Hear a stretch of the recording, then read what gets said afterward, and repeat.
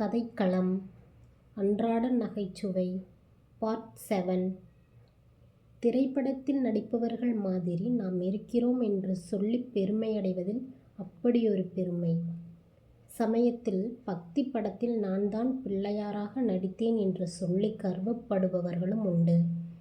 நடிகர்கள் போல என்று அல்ல, சினிமாவில் நடித்த நாய் மாதிரி இருக்கிறாய் என்று சொன்னால் கூட அதனால் மகிழ்ச்சியடைபவர்கள் இருக்கிறார்கள்.